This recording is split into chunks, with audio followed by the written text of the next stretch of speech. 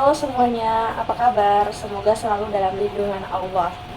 Tetap semangat, tetap waras, dan tetap berkarya ya.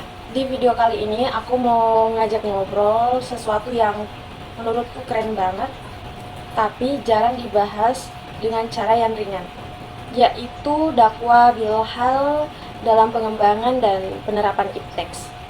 Oke, kalau kalian pikir dakwah itu cuma tugas ustadz atau ulama, tunggu dulu ya. Karena sebenarnya setiap muslim itu dai, termasuk kita. Jadi gini, kadang itu kita suka mikir, aku mah belum pantas berdakwah, masih banyak salah. Tapi disitulah justru letak keindahannya. Dakwah itu bukan tentang kesempurnaan, tapi disitulah letak keindahannya. Dakwah itu bukan tentang kesempurnaan, tapi tentang niat baik untuk menyampaikan kebaikan. Islam itu rahmatan lil alamin, dan tugas untuk menyampaikan kebaikan dan bukan hanya untuk segelintir orang, dan tugas untuk menyebarkan kebaikannya bukan cuma segelintir orang, tapi semua umat muslim.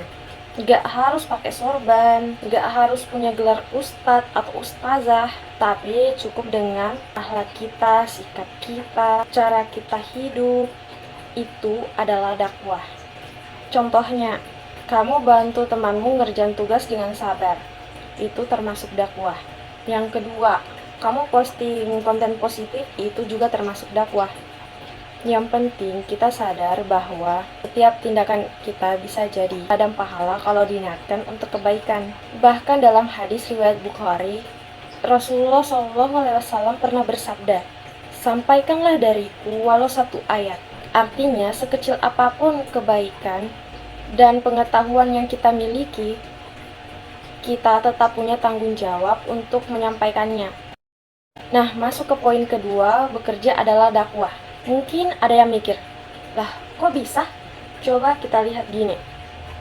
Misalnya, kamu kerja sebagai guru. Kamu ngajarin murid-murid bukan cuma materi pelajaran, tapi juga nilai dan tanggung jawab kejujuran.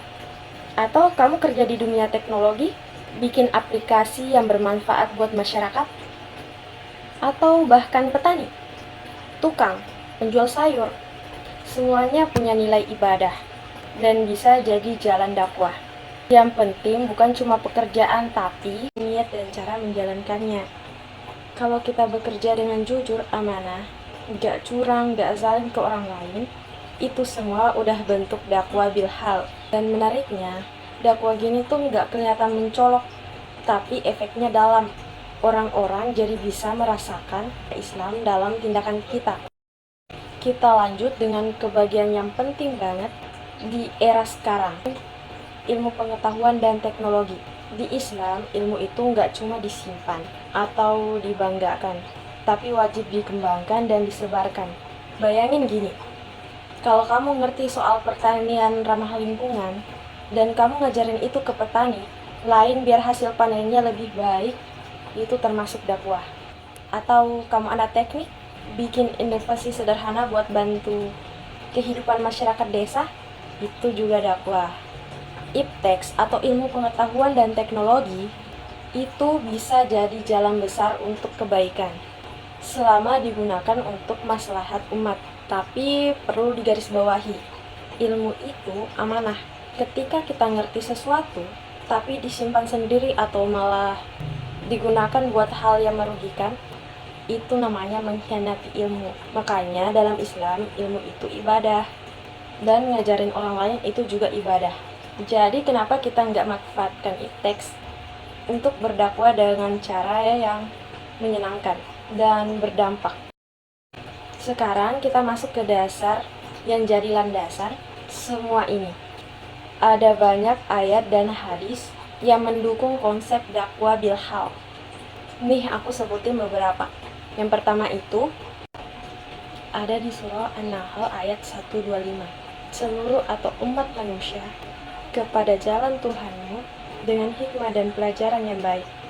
Artinya kita disuruh berdakwah dengan cara yang baik, nggak maksa, nggak kasar, dan sesuai konteks. Yang kedua ada dari Abdullah bin Amr radhiyallahu ta'ala anhu. bahwa Nabi Shallallahu Alaihi Wasallam bersabda, "Sampaikanlah diriku walau hanya satu ayat." Hadis riwayat Bukhari. Hadis ini menunjukkan bahwa kita semua bisa jadi penyampai, walau yang kita tahu cuma sedikit. Yang ketiga, Imam Muslim meriwayatkan dalam kitab sahihnya hadis dari sahabat Uqbah bin Amr bin Salahat radhiyallahu anhu bahwa Rasulullah Shallallahu Alaihi Wasallam bersabda, "Barang siapa yang menunjukkan kepada kebaikan, maka dia akan mendapatkan pahala seperti orang mengerjakannya." Hadis riwayat Bukhari. Kalau kita ngasih ilmu dan orang lain amal pakai itu, pahala tetap mengalir ke kita. Ayat dan hadis ini jadi semacam penguat buat kita bahwa Islam memang mengajarkan dakwah yang penuh hikmah lewat tindakan, ilmu, dan kerja nyata. Jadi teman-teman, dari semua yang kita bahas hari ini, satu hal yang harus kita ingat, dakwah bukan soal banyaknya kata, tapi soal seberapa tulus perbuatan kita. Gak perlu nunggu jadi ustadz buat berdakwah, gak perlu nunggu sempurna buat berbagi kebaikan. Kita semua bisa jadi dai cukup lewat sikap, kerja kita, ilmu kita, dan cara kita bersikap setiap hari. Semoga kita bisa jadi bagian dari orang-orang yang berdakwah lewat cara yang kita bisa. Gak harus besar, yang penting niatnya benar dan dampaknya positif. Terima kasih udah nonton sampai akhir. Kalau dirasa bermanfaat, silahkan dibagikan ke yang lain ya. Wassalamualaikum warahmatullahi wabarakatuh.